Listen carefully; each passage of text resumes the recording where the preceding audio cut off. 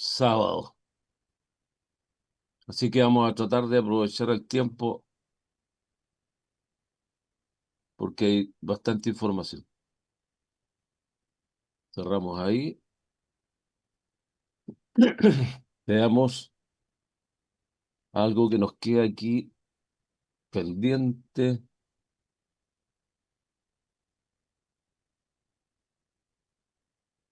El RIC 16. Vamos a... Es cortito, así que lo vamos a aprovechar de ver.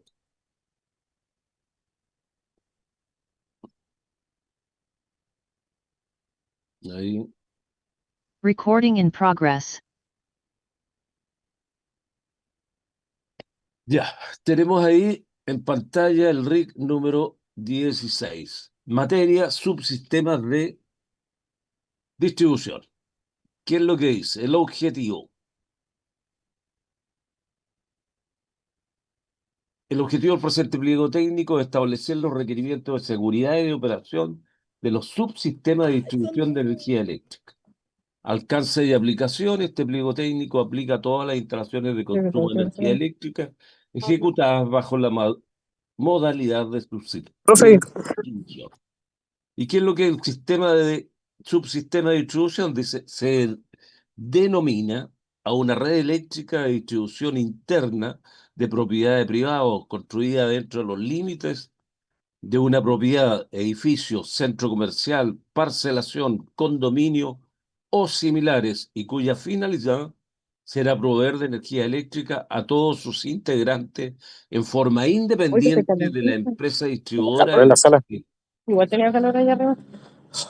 Volvió el aire Eso acondicionado. entonces, ¿sí? ¿Alguien habla?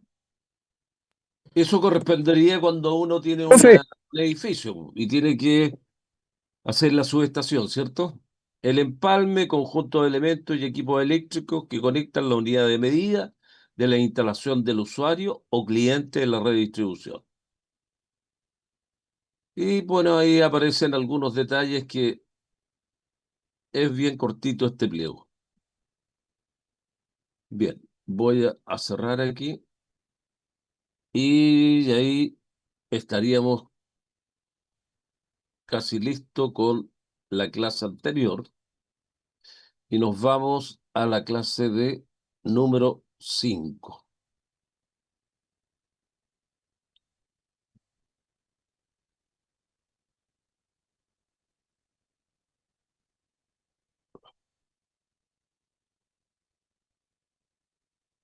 Eh,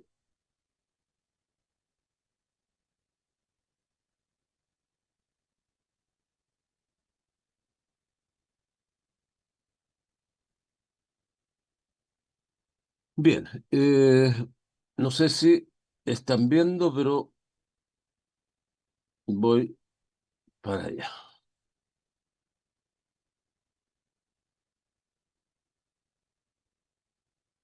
An- bueno, igual nos sirve para efecto.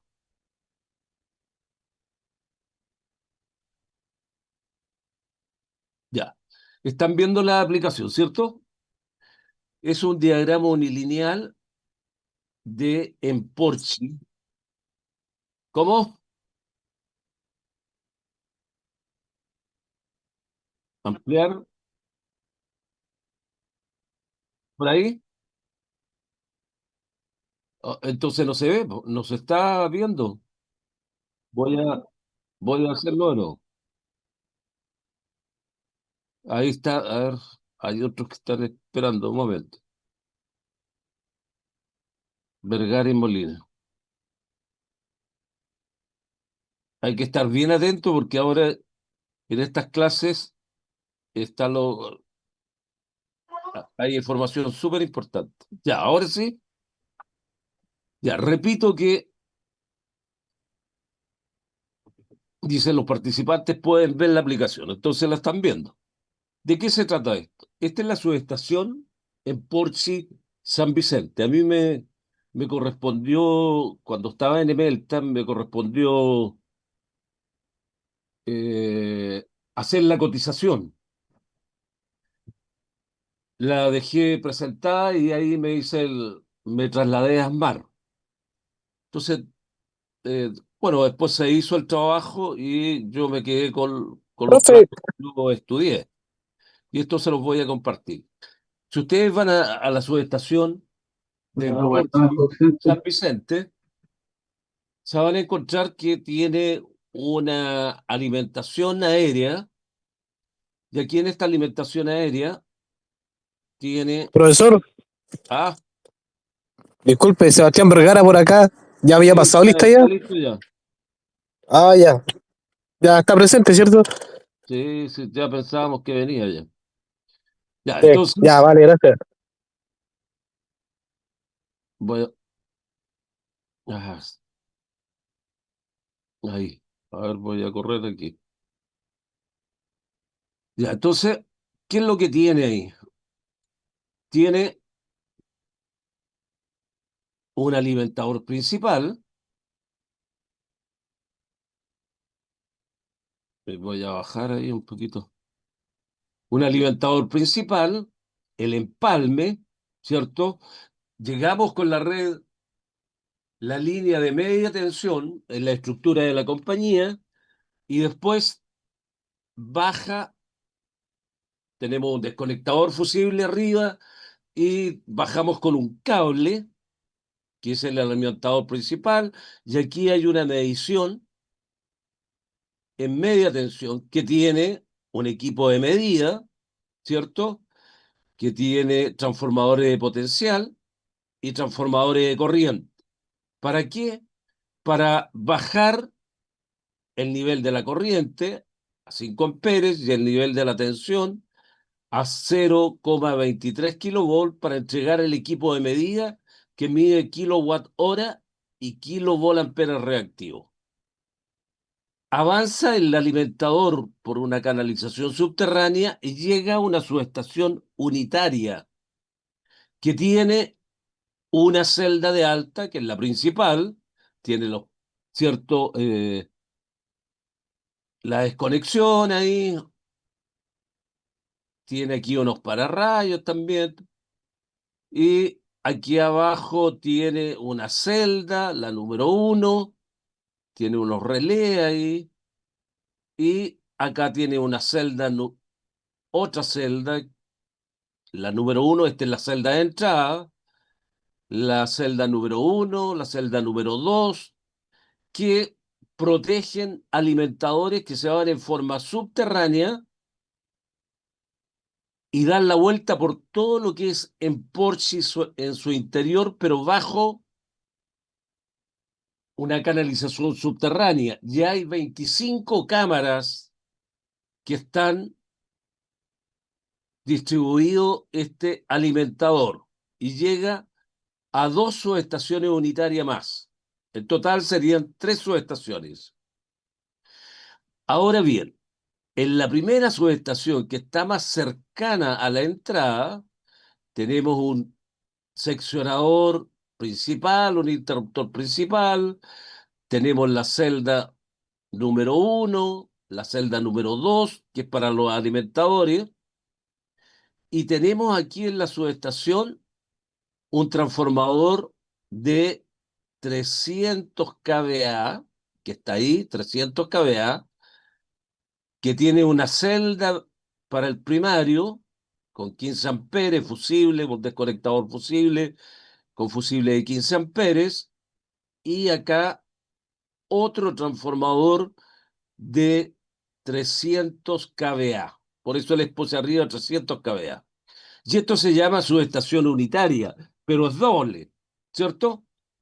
Bueno, y aquí sale desde baja en el transformador y alimenta esta celda de baja tensión, ya que tiene 3 barras de cobre de 65 por 5 milímetros, tiene el desconectador, o sea, el automático para todas las cargas de baja, tiene un automático enclavado para unir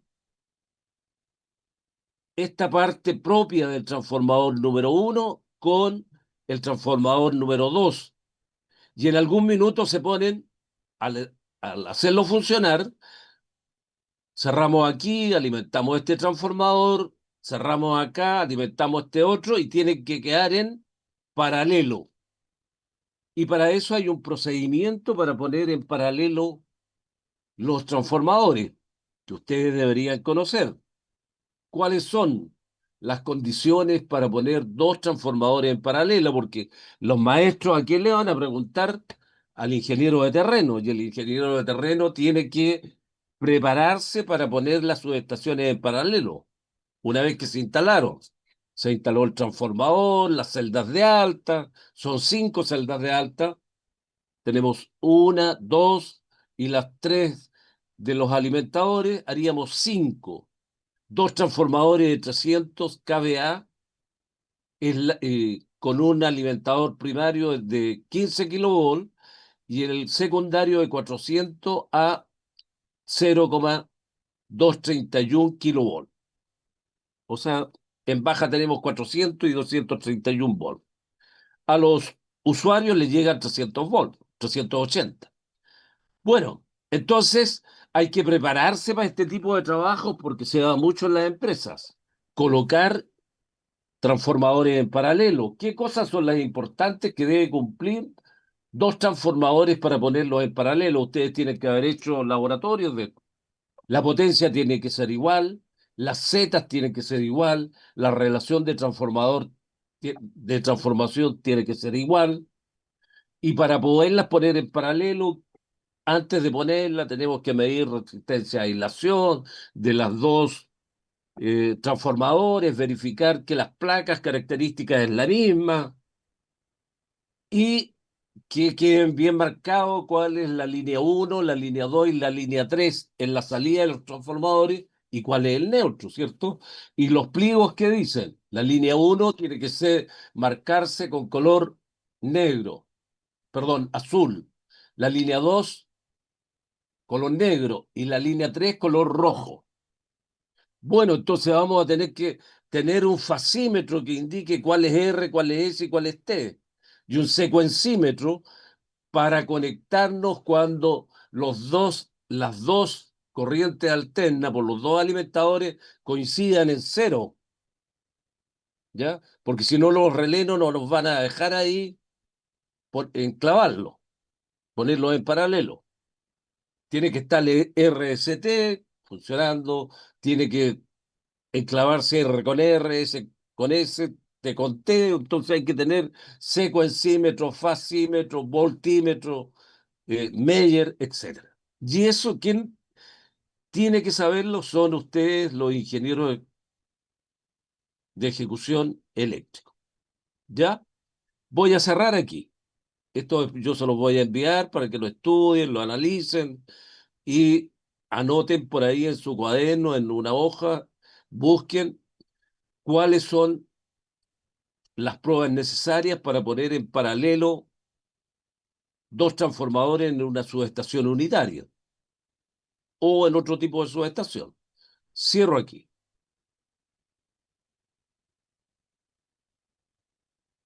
Eh, Pregunta, pero 100% de prueba. Nombre las pruebas que se necesitan para poner dos transformadores en paralelo. Haga una secuencia de los pasos e indique qué instrumentos necesita. ¿Ya? Así que anótenla por ahí como dato para que vayan preparados. Bien. eh,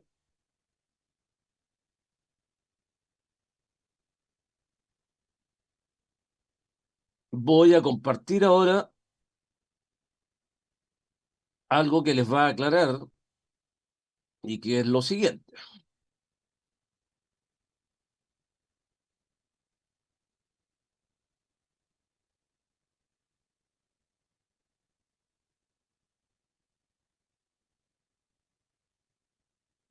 Ya, ahí está compartido. Voy a correr esto aquí un poquito para ampliar esto. lo más posible, pero ustedes lo van a tener después ahí. ¿Qué es lo que dice aquí? Dice, planta su estación interior, el edificio, el número uno, voy a colocarle, está sin escala, pero algo nos muestra aquí. ¿Qué nos muestra? A ver, tenemos las celdas de alta aquí arriba, ya arriba están las celdas de alta, está el alimentador de 15 kilovolt está mal escrito ahí, entra a una celda, a la número uno que está aquí arriba. Después está la celda número 2 de alta, la 3, la 4 y la 5. Ahí están las celdas de alta. Y acá abajo hay una canaleta, digamos, para llegar a las celdas. Este es un perfil que está arriba, aquí está el techo. Y después salen los dos alimentadores de las celdas de alta, dos alimentadores y recorren por todo lo que es en Porche San Vicente a través de cámaras. Si ustedes se fijan ahí, está la canaleta, el foso abajo, está el Corduc y llega una cámara de alta que está a nivel de tierra y ahí sigue a través de ductos y 25 cámaras en total. Y por ahí unos 200 metros más adelante, se deriva para la segunda subestación unitaria y al frente está la subestación unitaria número 3. Son tres. Y ahí se alimentan las bodegas, los patios, etcétera. Bueno, ahora yo voy a mirar esto que marqué con amarillo aquí, la planta de la subestación. ¿Qué es lo que hay? Celdas de alta, aquí están las celdas de alta, son largas, que coinciden con el perfil que está arriba. Están los dos transformadores, uno y 2 de 300 kVA. Están las celdas de bajas, donde aparece el tablero general de fuerza alumbrado y podríamos colocarle climatización. Habría que ver el diagrama unilineal, en ese tiempo era tablero general de fuerza y alumbrado. Y la letra A estaba marcada, después venía la B y la C. ¿Qué otra cosa importante? La sala de batería. ¿Para qué?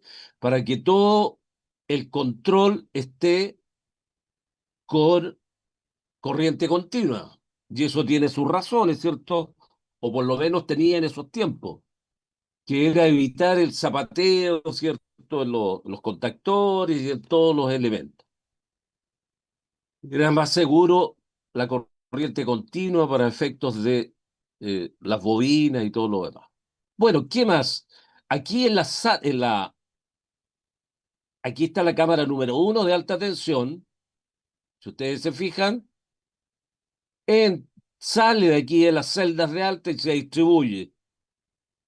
Y por acá, por el otro lado, está llegando el cordón desde el poste de concreto que está en la entrada del porche, llega a la celda de alta, hay una canaleta ahí, están las celdas y después siguen para recorrer todo el recinto. Pero por otro lado, en el tablero general de fuerza y alumbrado está el cordón de baja tensión que llega a la primera cámara de baja y ahí reparte hacia los monolitos ahí en el muelle, etcétera, a las grúas y todo lo demás. ¿Estamos de acuerdo? Ya. ¿Qué más? Aquí hay una puerta, aquí hay un sistema en que se pueden entrar el equipamiento, si ustedes se fijan. Estos son muros, pero esto aquí, digamos, estar marcando una zona delgada que podría poderse sacar y entrar por aquí el equipamiento. Acá hay una puerta de acceso pequeña, por acá hay otra puerta de acceso pequeña, acá hay ventanales, etcétera. Y la sala de batería. Ahora bien, si yo miro aquí al lado derecho, aquí está el techo de la subestación, aquí están las celdas de alta, aquí está el foso de alta y abajo se notan los ductos de alta tensión, allá abajo. Acá está el foso, ¿ya? Para los transformadores, que debe tener ripio y arena, por si hay fugas, ¿ya? Y acá está el foso para baja tensión. En el fondo, un foso, una canaleta, donde van los cables y los córdones, aquí se notan más o menos. Ahora, en este espacio que hay acá abajo, está toda la sala de la subestación y está con todas las medidas, las separaciones, los portones, las puertas, todo aparece con medidas en esta planta. Y aquí una simbología, qué significa cada una de las cosas. ¿Estamos de acuerdo? Eso sería un plano. Tenemos un plano con el diagrama unilineal, un plano que muestra la planta y la distribución de la subestación, con sus fosos para el transformador, un foso de alta, un foso de baja. Aquí están las barras.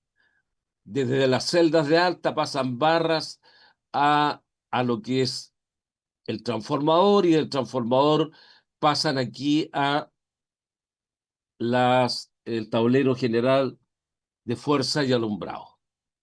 Ese es un proyecto en media tensión. Voy a cerrar,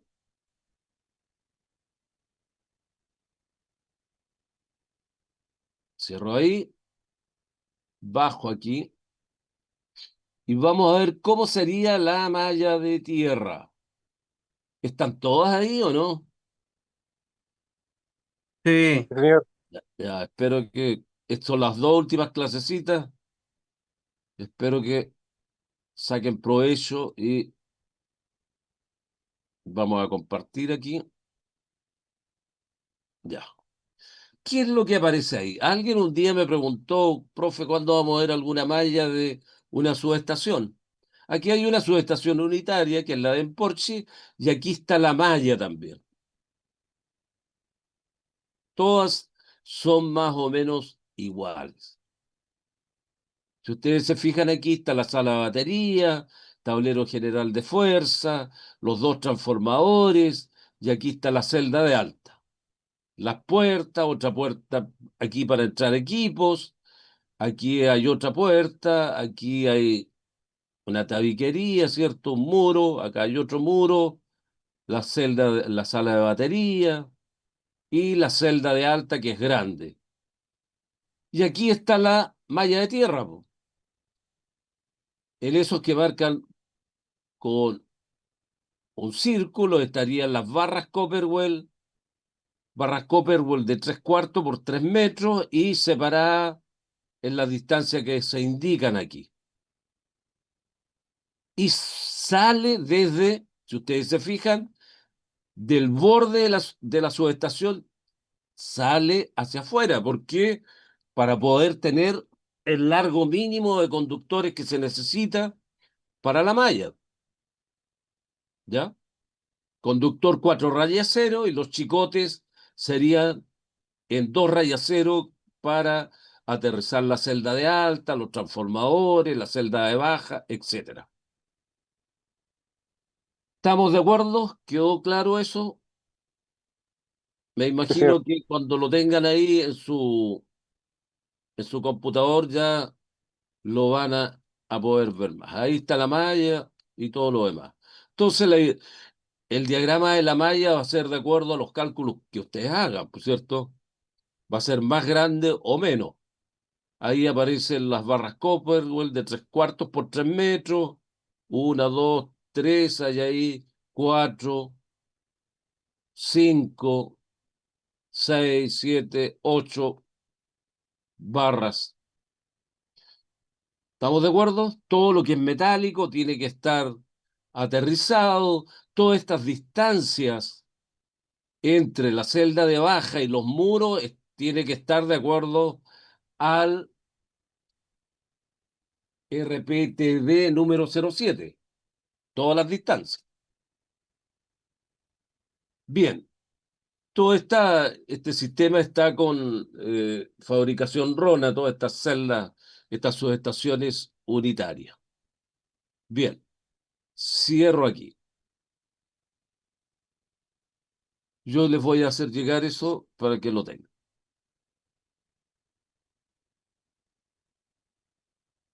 Ah, perdón, cancelado. Vamos a bajar ahí. Vamos a cerrar esto. ¿Y qué nos encontramos después?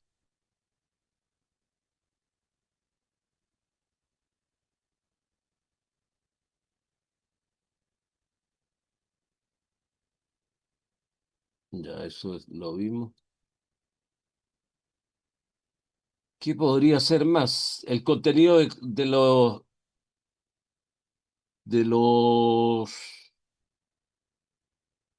del, del certamen ya lo tenemos listo, ¿cierto? La subestación de 2 por 300 kVA, 15 kilovolt también. Importante que esta subestación de 300 kVA, vean, yo les dije el fusible de alta es de 15 amperes, el de los desconectadores de fusible de alta. ¿Dónde lo pueden ubicar eso? En la tarea número 1 yo les entregué una tablita que decía subestación de 300 en 15 kilovolt, utilizar fusibles de, va a decir ahí, 15T. Pero ahí tienen, digamos, una indicación. Eh, a ver si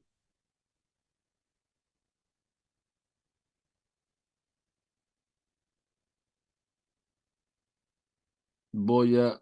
eh, hay un libro que se llama, Wilson está esperando, Proyectos Eléctricos de Jorge Valenzuela. Es importante que lo tengan. Eh, ahí aparecen varias fotografías interesantes y ahí en la página 148 en el libro aparecen los condones, por si alguien no lo ubica, para tirar los cables, elementos para pasarle a los conduit, y sale una tabla de cantidad HH en diferentes trabajos. Hay que tener cuidado porque yo la revisé y no está muy, no estoy muy de acuerdo con los datos que da, ¿eh?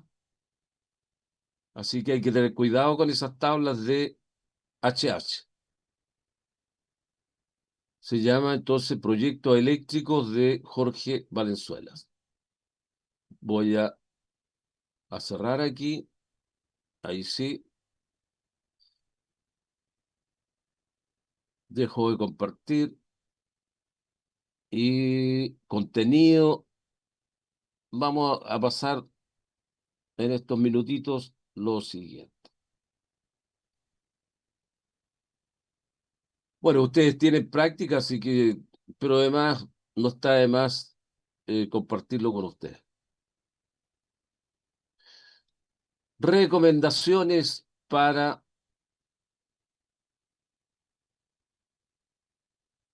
ya ahí dice, recomendaciones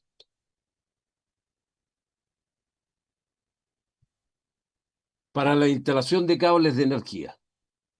Bueno, un ejemplo en la sección de un cable eléctrico de uso común, aparecen ahí el conductor, la semiconductora interna, el aislamiento, la pantalla, semiconductora externa, ya, la pantalla metálica y la cubierta exterior. Bueno, aparece para diferentes kilovolts, sale lo que es corrosión galvánica, por si alguien no sabe lo que es corrosión galvánica, cuando estamos, por ejemplo,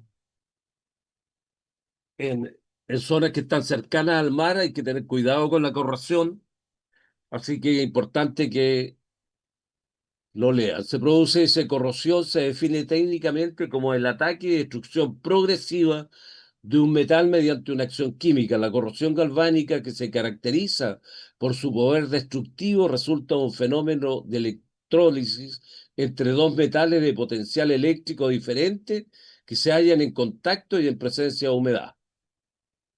Esto se debe a que los metales poseen electrones libres, los cuales son el resultado del tipo de enlace que existe entre los átomos metálicos. Los electrones libres permiten que los metales sean buenos conductores de calor y electricidad. Cada metal tiene cierto número de electrones libres, de tal forma que el metal es el eléctricamente neutro. Cuando dos metales distintos se ponen en contacto entre sí, se genera un desbalance en el número de electrones libres y se presenta un flujo de electrones entre ellos. Debido a este flujo, el metal más activo, que en el caso de una conexión eléctrica generalmente es el aluminio, se queda con menos electrones de los que tenía inicialmente, mientras que el metal inerte, cobre, adquiere más. Esto genera una carga eléctrica positiva en el hierro y negativa en el cobre. Si bajo dichas condiciones ambos metales entran en contacto con un líquido, se genera el fenómeno de corrosión galvánica.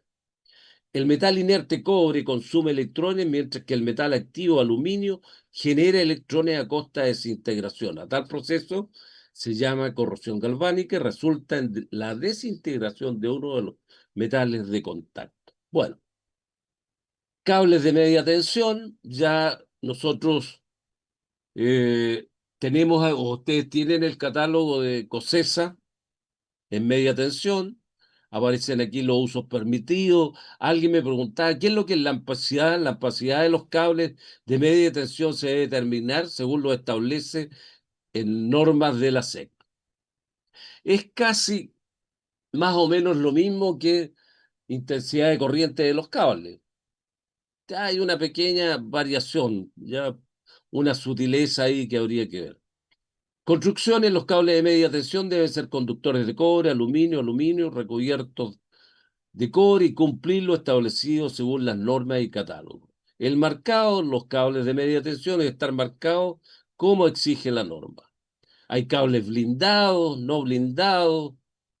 La selección adecuada de un cable conductor se lleva a cabo atendiendo una serie de criterios básicos: transferencia térmica, regulación de tensión, pérdida de energía, calibre económico y óptimo. Y aquí aparece una construcción segmental y una construcción concéntrica. Efecto piel en los conductores. ¿Dónde hablamos del efecto piel? Cuando ustedes calcularon la curva de daño a los conductores, dijeron, por efecto piel vamos a colocarle 1.1, ¿se acuerdan? En corriente continua, la densidad de corriente es similar en todo el conductor, pero en corriente alterna hay una mayor densidad de corriente en la superficie que en el centro. Este fenómeno se conoce como efecto pelicular, efecto Kelvin o efecto piel. Este fenómeno hace que la resistencia efectiva o de corriente alterna sea mayor que la resistencia óhmica en, resistencia óhmica o de corriente elevada. Dicho efecto es el causante de la variación de la resistencia eléctrica en corriente alterna de un conductor debido a la variación de la frecuencia de la corriente eléctrica que circula por él. El efecto pelicular se debe a que la variación del campo magnético es mayor en el centro, lo que da lugar a una reactancia inductiva mayor y debido a ello una intensidad menor en el centro del conductor y mayor en la periferia. Bueno, ahí están los aislantes, están también muy bien explicados los catálogos, el XLP, el EPR, que es de goma. Y aquí hay algo súper interesante: niveles de aislamiento. Cuando ustedes entraron al catálogo de media tensión, habían dos columnas, decía 100% Na y al otro ladito decía 133% Na. Y el cable es más caro cuando está en el 133% de Na. ¿Qué significa? 100% de Na corresponde a un sistema con neutros sólidamente aterrizados y provisto con dispositivos de protección tal que eliminen la falla a tierra antes de un minuto. Ejemplo, la subestación número 3. Tenemos, ¿cierto?, el neutro sólidamente aterrizado. 133% Na corresponde a sistemas con neutro aislado y en donde los dispositivos de protección no cumplen con los requisitos de 100% Na, pero en caso de una falla, esta se libera en el tiempo no mayor a una hora. ¿Qué significaría eso? Significaría que el conductor tiene que tener mayor sección, mayor aislación, luego sería más caro. Bueno, y aquí está el semiconductor, La cinta semiconductora, la función es controlar el campo eléctrico generado en el conductor, haciéndolo uniforme en su superficie, así como reducir los esfuerzos eléctricos. El campo eléctrico que se genera en el conductor es perpendicular a su superficie. Debido a esto existen puntos donde se cruzan líneas de campo, provocando alta concentración de esfuerzo, los cuales dañan el aislamiento que se coloca entre el conductor. Al colocar una pantalla semiconductora sobre el conductor, se forma una sola línea equipotencial en toda la superficie del cable, haciendo que las líneas de campo eléctrico sean perpendiculares y evitando esfuerzos en el aislamiento. Nos queda un minuto, se va a cortar y después aparecemos en unos 7, 8 minutos más o 10 minutos. Bueno, aquí aparecen, para poder comparar el 100% Na y el 133% Na, los valores de sección y de aislación. Aquí aparece